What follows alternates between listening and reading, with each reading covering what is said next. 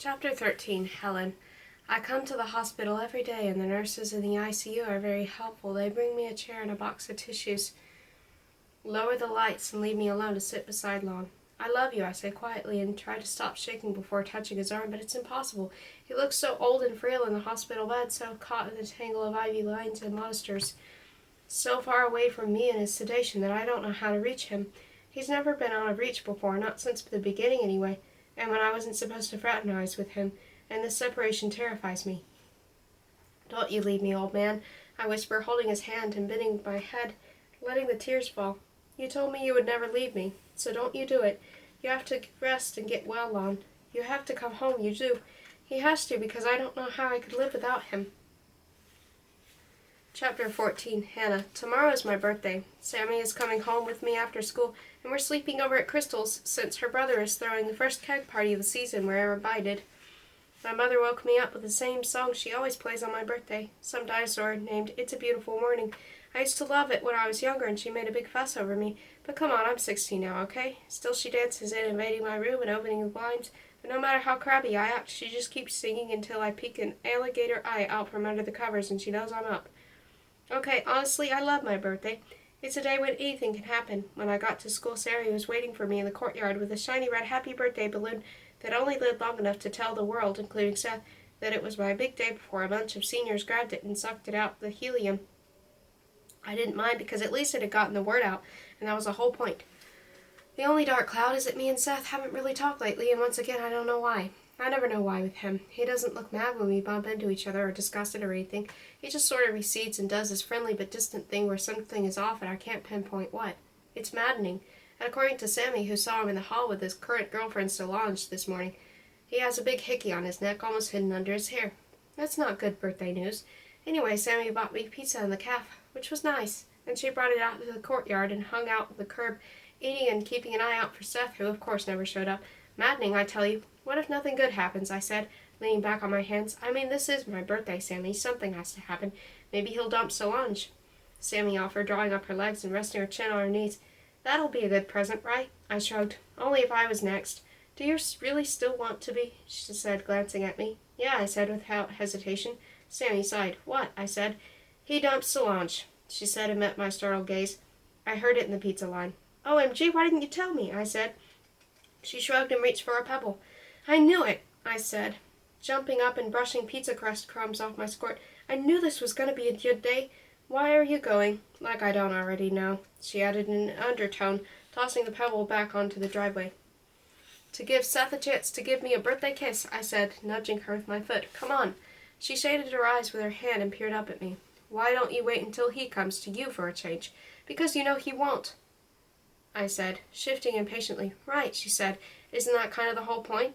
Not on my birthday, I said, scowling. God, Sammy, I have one wish, and why should I just sit around hoping it happens when maybe I can do something to make it happen? You know I'm not exactly a sit back and take whatever comes to me type. Sammy arched an eyebrow. Except when the whatever is him. No, I said coldly, but that was a giant lie, and we both knew it. So I abandoned my snotty self and resorted to begging. Come on, Sammy, come with me, please. She did, but I lost her outside the media room to some junior guy, so I told her I was headed for the upstairs hall if she wanted to catch up. And then I walked and looked, and finally, right before the next bell rang, I spotted Seth and a bunch of seniors climbing out of a car in the parking lot. I stepped down the hall out of sight, listened to their approaching laughter. Right before they came in, set down my purse and crouched to the bus with my nose. They swept in, reeking of pot and having some kind of sports argument. I picked up my purse and rose, searching out Seth in the mix. He was talking to the guy next to him and didn't seem to see me, so I said, hey, as he passed. He glanced my way, eyes bloodshot, and said, oh yeah, hey, how are you doing? And went back to his conversation. I ducked to search for something in my purse just in case anyone turned around, but no one did. And I should have left. I should have, but I didn't, because I thought maybe he'd come back. And that's when the voices drifted to me. One kid saying, man, she's been dogging you all year. Why don't you just do her already and get over with? Seth's response was too low to be heard, but the falling burst of laughter wasn't too low at all. Neither was the single sharp crack as my heart broke. I couldn't even think for the rest of the day. All I could do was sit there, replaying the laughter and getting sicker and sicker.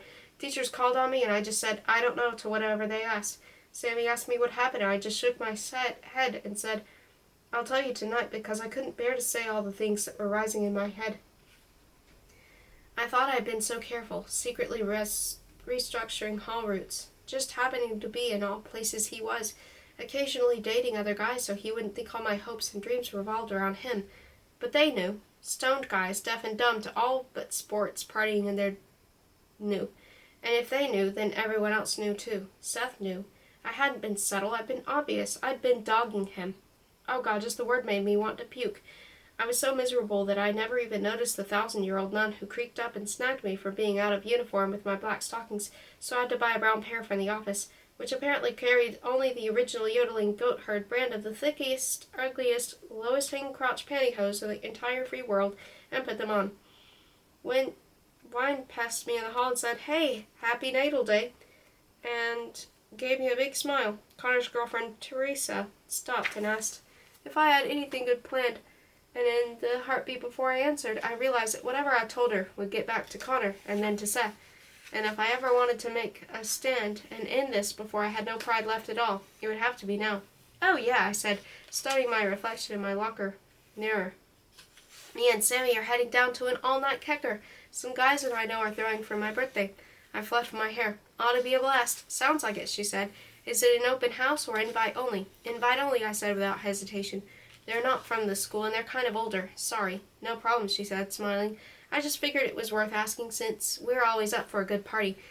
"Well, have a great time and don't do anything I wouldn't do." I snorted a laugh and said, "Then it had better be a short list, Tare." And she grinned and walked off. I shut my locker and headed in the opposite direction.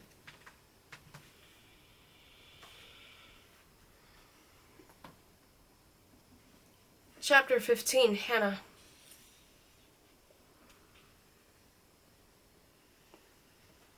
"Where have you been?" Sammy said when she caught me at my locker at the end of the day. I shrugged and jammed my books onto the shelf. "No homework this weekend. Not on my birthday." "Hannah," she grabbed my arm and leaned in close. "What happened?" "Seth came up to me and said he was trying to find you to wish you a happy birthday, but you were like gone." "Yep," I said. "I am. Gone and done." She drew back, eyebrows high. "What does that mean?" "It means everybody in this place except you can kiss my butt, okay?" I said, slamming my locker. "I'm done with all of them." I gave the leg of my granny tights a vicious yank. "We'll be out of here in like 3 weeks, and you know what? Nobody's going to be asking me out or calling me over the summer to see if I'm still even alive. So why am I putting myself through all of this? How long am I going to beat my head against the wall, getting all excited, getting my hopes up every time he looks at me, Sammy? I'm like a bad joke. I get stepped on, I come back for more, I get shoved aside, I come back again. What the H am I doing waiting for him? I have to get it through my thick head that it's just not going to happen." "I didn't mean it would never happen," Sammy said, touching my arm. "Yeah, well, you know what?" I said, shouldering my purse and starting down the hall. "I'm tired of waiting. I'm tired of the whole stupid thing, so I'm done. Period. The end." Sammy caught up and walked beside me. "Really?" "Mm-hmm," I said. "Do you have to go to your locker?" "Yeah, my overnight's bag in there," she said. "Good, then let's go this way," I said, veering off to take a staircase we never used. "OMG, Hannah, I can't believe you just did that," she said in a low voice after I kicked open the doors and strode through into the empty vestibule. She grabbed my arm and looked back over her shoulder. "Didn't you see him?" "Who?" I said, clattering down the stairs. "Stop," she hissed, yanking on me. "Seth, he was coming right toward you." The doors flew open on the landing above us, and I looked up to see Seth leaning over the railing, grinning down at me. "Hey," he said. I arched an eyebrow. "Happy birthday," he said. So he nudged my ankle. "Thanks," I said, and started to leave. "Hey," he said again. I paused, teeth gritted, and looked up. "I owe you a birthday spanking." I snorted and kept walking. "Hey." "What?" I snapped and stopped again. "You mad or something?" And the absurdity of it, the fact that 2 hours ago I would have given anything to have him thudding down the stairs toward me, looking curious, maybe even puzzled, giving Sammy the chance to mutter, "Meet you at my locker," and leaving me there alone with him in his unpopular, unused staircase, wasn't lost on me. Neither was the fact that I was just dead inside, squashed flat by chronic disappointment. "No, not at all," I said. All emotion had receded, pulled out like a low tide, leaving my brain on empty ocean bottom. He studied my face. "Yeah, you are. Come on, I can see it. You have a glass head, Hannah. I can read you, and you are seriously peed off." "Really," I said, because that just made it worse. "Well, think what you want." I turned to leave, and he grabbed my arm. "Hey," he said, frowning. "You don't have to get crappy. I just wanted to say happy birthday, okay? God." And that's when the tide returned, swept in like a boiling tsunami, and that chiding God as if it had been surly and ungrateful, like I was wrong for not being a happy, eager puppy, leaping for any scrap, for daring to have a will and opinion of my own, for the biting the hand that when he felt like it might pet me. I could feel the tears gathering behind my eyes and my nose starting to sting, and if there was one thing I didn't want to do, it was start bawling, because that would show him that he could hurt me, and he didn't deserve that kind of power. I have to go, I said without looking at him. Not until you tell me what's up, he said. Nothing, all right. It's my birthday and I'm going to party. And you know what? I can't wait. I can't wait to get out of here and be with people who aren't just out for what they can get. My voice cracked. Now get off of me. I wrenched free and stalked out. I waited until we were home and safely ensconced in my room to tell Sammy all of it. From the minute I left her at lunch to my parting words to Seth. If he can read me, Sammy, then he's known since the first day that I liked him, and he's been playing me all year, I said, dropping my vest on the bed and unzipping my skirt. Got nobody to talk to? Wait 1 second and Hannah will show up. Want to cut out? Ask Hannah. She'll risk everything just to follow you around for a day. You weren't that bad, Sammy said, shaking her head in amusement at the sight of my saggy crotch pantyhose. No worse, I said grandly, peeling off the geriatric tights and flinging them towards the wastebasket. I hate him so much I can't even say. No offense, but I've heard that before, Sammy said, opening her bag. Yeah, well, this time it's true, I said, yanking the ugly yellow blouse up over my head and tossing it onto the laundry pile in the corner. I'm done following him around, and exactly, I glanced at my watch, 2 hours and 43 minutes I will be born, and I've already decided this is going to be a stellar Seth for a year. Well, good, because that's exactly what I got you for your birthday, Sammy said, lips twitching. One of those kick t-shirts, with a big red circle and a slash through his name that says, "This girl is a Seth Bree's own." Oh, shut up, I said, snickering and shoving her onto the bed.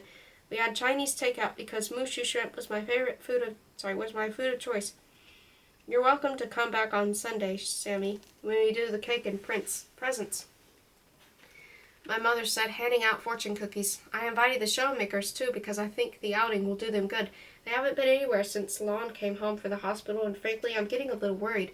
Helen was always so fearless, going everywhere, doing new things, zooming around town in that big old Buick she used to have, and now she's like an old lady, I said, thinking of how bad Gran had been trembling the last time I'd seen her. I think Lon's heart attack really knocked her for a loop, my father said, cracking up his fortune cookie and pulling out the slip of paper. The smart man prepares for the unexpected. He frowned. I hate these things, my mother said. Flattery will go far tonight. Hey, somebody's getting lucky, Sammy said without thinking, and at my mother's astonished look, clapped a hand over her mouth and fled the table, laughing. Sure, keep right on teaching them sex education, my father said dryly. They won't use it, they just need to know. Nice Catholic school, right. The rest of the fortunes were useless, but the good part was that since it was my birthday, I didn't have to load the dishwasher, so me and Sammy escaped to get ready to go down to Crystal's. You're sure Crystal's mother is all right with hosting the two of you? My mother said when we clattered back into the kitchen with our party wear stuffed in our bags and our faces innocent of all anticipated wrongdoing. Oh yeah, she doesn't care, I said. And we're good anyway. My mother said, giving me an amused look. You better be. We will, I said, scowling. God, Mom, nothing like being suspicious. She said again. Just remember that I was young once too, okay? I know. Now bye, Mom, I said, hustling Sammy out of the door and into the gorgeous May twilight. Come on already. No, don't walk so fast, just in case she's watching. We set off at a casual pace, talking and laughing, until we were camouflaged by the woods, and then it picked up because the party started at 9 and it was almost 8 and we had to get to Crystal's, change our clothes and do our makeup. We made it to Crystal's within the half hour. Sammy and Crystal had met before, and even though they were different kinds of people, they got along well and cracked each other up, which was excellent. There's nothing as good as best friends. Crystal gave me a killer black top, almost exactly like the plum-colored one I borrowed to wear to Connor's party, except this one was a light silky material instead of a sweater. I'm definitely wearing this tonight, I said, modeling it. Then Sammy gave me a beautiful black cord choker with a really artsy, hand-carved tiger-eye butterfly hanging from a delicate gold loop in the center. I would have gotten you the earrings, too, but I ran out of money, she said, and grinning, lifted the front of her shirt to reveal her pink and tender-looking new belly-button ring. OMG, I said, when did you do it? 3 days ago, she said, admiring it in the mirror. I hope you're wearing a crop top tonight, Crystal said. Oh, yeah, she said. I told Crystal what happened with Seth while we finished getting dressed. Sammy in pink with her sexy new piercing, Crystal with her glossy, wavy black hair hanging loose down her back and wearing peacock blue to match her eyes, and me in black tiger eye. And by the time the story was done, she and Sammy were in perfect agreement about one thing. It's your birthday. You get to go wild, Crystal said. And there's got to be somebody good here tonight, Sammy said. I'll be your designated bodyguard, Crystal said. I'm not really drinking, so I can watch out for you if you get drunk. But I get to hold her hair if she pukes, Sammy said, laughing. Trust me, the place is going to be crawling with cute guys, Crystal said. Seth can go to H, Sammy said. He doesn't deserve you, Crystal said. All right, already, I get the idea, I said, grinding my purse. Seth is out, anyone else is in. It's almost 9:30, let's go. So we did, and I drank 4 beers really fast and got pretty stupid, seeing as I'm definitely a lightweight. The clearing was jamming. The music loud, but not loud enough to have to yell over or get us busted, and the campfire in the fire pit threw a toasty, flickering glow. I ended up mingling a lot, going from group to group, talking, flirting, and then moving on. Oh, come on, you can't tell me you haven't seen one person you want to be with, Crystal said when I careened back and collapsed next to her on a log. She was sitting outside the ring of light, thrown by the campfire, nursing a beer and watching Sammy show her belly button ring to some shirtless guy wearing a do-rag. There's got to be somebody, Hannah. Nope, I said mournfully, leaning against her. Only Seth. Oh, no, Crystal said. It's too early for this. He's very cute, Crystal, I said and gave her an earnest look. Truly, and he can be really nice, but mostly, I heaved an enormous sigh. He's not. He's a gigantic a-hole. Now there's an image I didn't need, she said, sounding strangled. I wish every day that he wasn't, I said. I do. Every day I say, Dear God, please let Seth not be such a gigantic a-hole. But every day he still is. I shook my head, bewildered. I don't really know what to do about that. Hot coffee? Cold shower? Crystal said, snickering. It's not funny, I said, scowling and struggling to sit up. I think I pushed myself straight, brushed the hair from my eyes, and got distracted watching the fire ripple and pulse, throwing molten colors into the black sky, turning everyone golden, for a moment totally primal. Is it hot in here, or is it me? I stuck a finger into the neck of my top and pulled it back and forth. Hey, look who's here, someone said. I looked up into the darkness. Karate guy! Oh, God, Crystal moaned and hid her face in her hands. Well, somebody's having a good time, he said, lips twitching. Yes, I said, puffing out my chest. That would be me. I am having a good time because, hey, guess what? It's my birthday. Here. I slid sideways, clutching Crystal's arm to keep from falling off the log. Sit right here. There's room. Come on, you're not fat. As a matter of fact, you have a very cute booty. I leered up at him, pinching 2 fingers together. Could I? For my birthday, I mean? Oh, crap, he said, glancing at Crystal, who was wiping her steaming eyes. Oh, yeah, she said. Could you stay with her for a couple of minutes while I run down to 7-Eleven? He looked at me. I gave him a toothy grin because I really was very happy to see him. Come on, be a sport. If I get too fresh, you can just... I made a tossing motion. Flip me right over your shoulder. He looked away like he was trying not to laugh and rubbed a hand across his chin. Okay, sure, you go ahead, Crystal. I'll babysit the birthday girl here. You must need your eyes checked because I'm not a baby, I said when he sat down on Crystal's vacated spot. Look closely. I sat up straight and swished back my hair. See? Yeah, I see, he said, smiling. I gazed back at him, caught by how sweet and tempting his mouth looked, with that plummy bottom lip and that cute little goat. I have a question, I said, swiveling so my knees were against his thighs. I'm sure you do. He watched as I picked up one of his dreads and touched it on my nose, then stroked it down along my cheek to my chin. Yes, I touched it to his cheek, smiling when he smiled. Would you give me a birthday kiss? His eyebrows rose. What? Just one, I said, abandoning the dread and laying my hand on his muscled forearm. It tensed at my touch, and I liked that. I liked it a lot. Sure, he said, and leaned over and kissed my cheek. Happy birthday.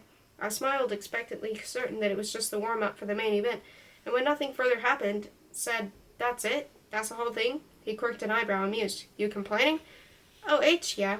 I could have gotten that from my grandmother. Scowling, I shook my head and leaned closer. I want a real kiss. A totally hot, wicked, knock all my socks off. No can do, darling, he said. You're a little too out of it. You're a stingy kiss miser, I said. He grinned. And you're still a little too young for me. Oh, crap, that is so not true, I cried. I'm like most mature girl in the whole school. My hand was still moving on his hot, damp forearm, feeling him from the crease of his elbow down to his wrist. I have experience, you know. God, his arm felt good.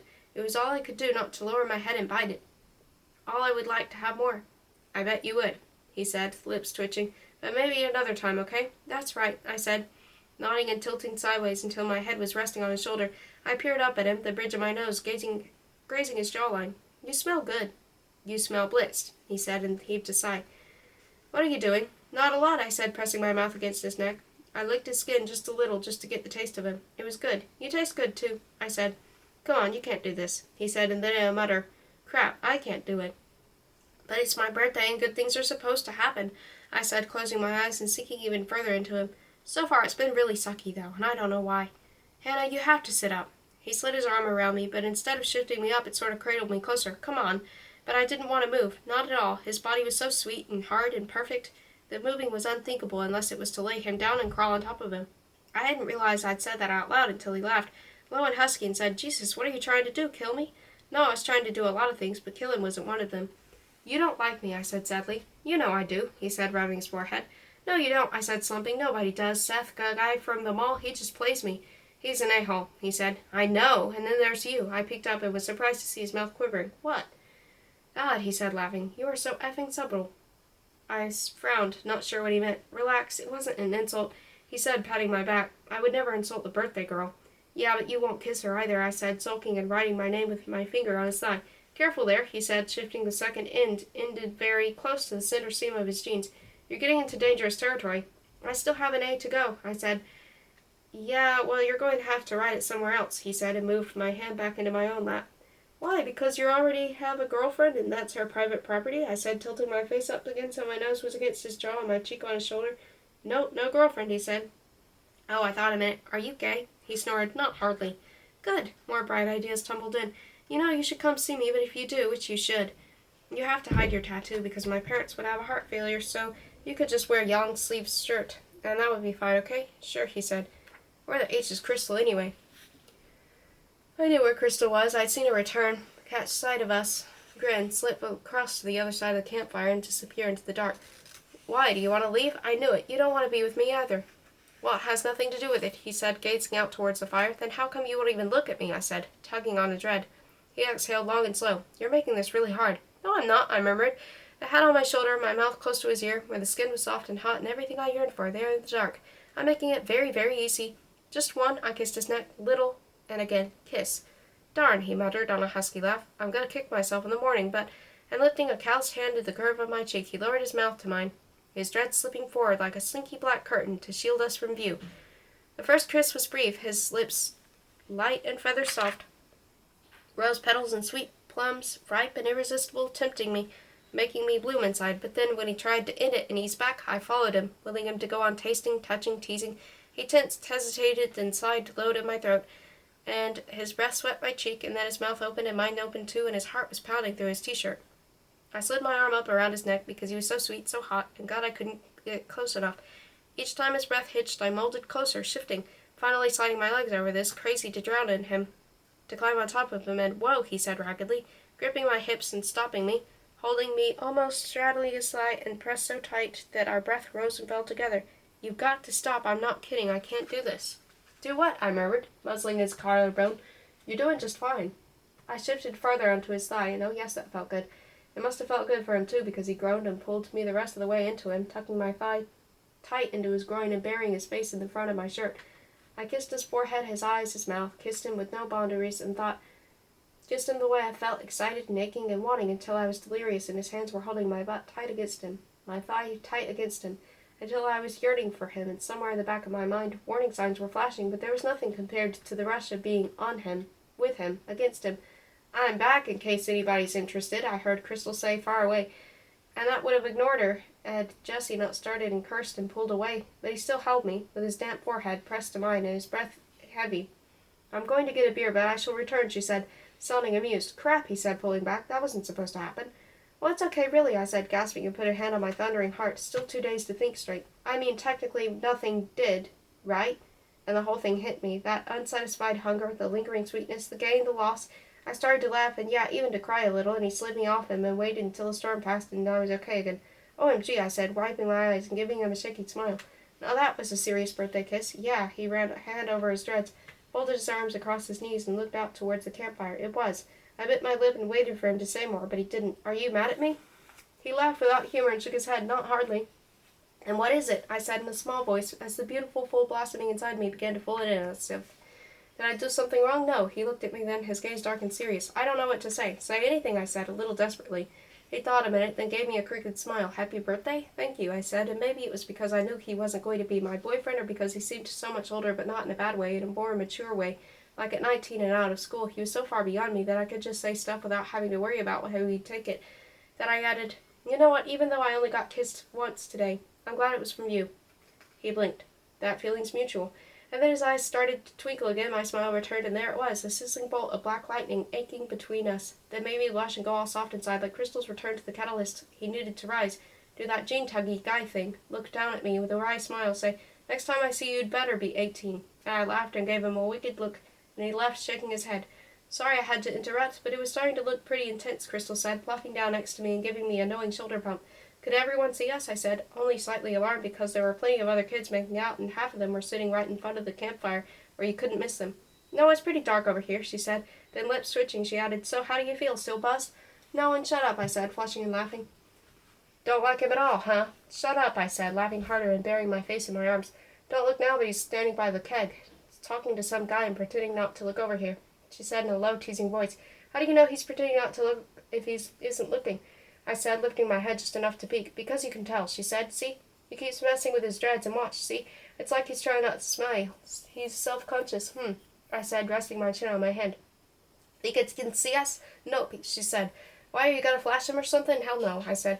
If I ever lift my shirt up, it's not going to be when he's too far away to do anything about it. She waddled back into the party in time to see Jesse smile at me before he left. Then me and Crystal cruised past Sammy, who was making out with a do-rag guy, took the path down to 7-Eleven so I could buy a soda and use their bathroom, and then it was my turn to find something to do because the guy Crystal had been crushing on for like a month finally showed up and came right over to her. I didn't feel like drinking anymore, and I didn't want to sit on a log in the dark because those were occupied by couples, so I drifted, talking to Crystal's brother and other people, just hanging out and enjoying the glow. It must have been around 2 when Sammy came back into the firelight, maybe 3 when Crystal did. I was tired by then, and the crowd had thinned, and everyone was left lounged out on the ground. So I decided not to stay all night, which I found out Crystal's mother hadn't said we could do anyway. So he left and snuck into her house, and her parents were sleeping. So our getting home wasn't a problem. Sammy took the sleeping bag on the floor while me and Crystal took the bed. I found out that Sammy and the do-rag guy were going out, and she said if her mother ever saw him, she'd probably go ground her for life. But she didn't care because she really liked him. And what was so wrong with the gold tooth anyway? Crystal said her crush had asked her out, and so she was a girlfriend now too, and that was cool. And I said Jesse gave me a birthday kiss, and Sammy was like, oh, did you really? And Crystal was like, oh yeah, did he? And then I got shy and didn't want to share all the details, so I only said, no, we're not going out, and yeah, I'm okay with that. I thought about that last part long after I fell asleep and tried to decide if it was true. It was, so I fell asleep too, and that was the keg party. On Sunday, the show and makers came over, and we had a little party. Gran made my favorite carrot cake in the world, and I made a wish. Please let 16 be my dream come true year, and blew out all the candles. I got some good presents. Gran gave me a really pretty pearl pendant, and I think it was something she was passing on to me because there was no way she could have afforded to buy it new. My parents gave me gift certificates to book and clothes stores. Seeing as how my mother knows she can't pick my clothes for me anymore, the only sad parts were that Grandpa had to have his cake without the cream cheese icing because of his new heart diet, and that Gran was so shaky she actually spilled coffee on my pile of birthday cards and got all stricken about it even though my mother mopped it up so it didn't even matter. For a minute I actually thought she was going to cry, and I looked at my parents like, do something, and my mother gave me this look like, what? And I didn't know, so all I could think to do was ask how many new baby fawns she'd seen so far this year. But for some reason that seemed to make it worse, and then I really didn't know what to do except offer her up my biggest humiliation to distract her from hers. So I said, hey, remember those new boots I got last Christmas? Well, did I ever tell you that the first time I wore them I fell down the stairs in front of everyone? And that turned the tide because I told it in a way that made everyone laugh, and then my father started telling one of his funny trip and fall stories. Then my mother smiled at me across the table like she was saying, thank you, Hannah, and yes, all in all, that was a very good birthday.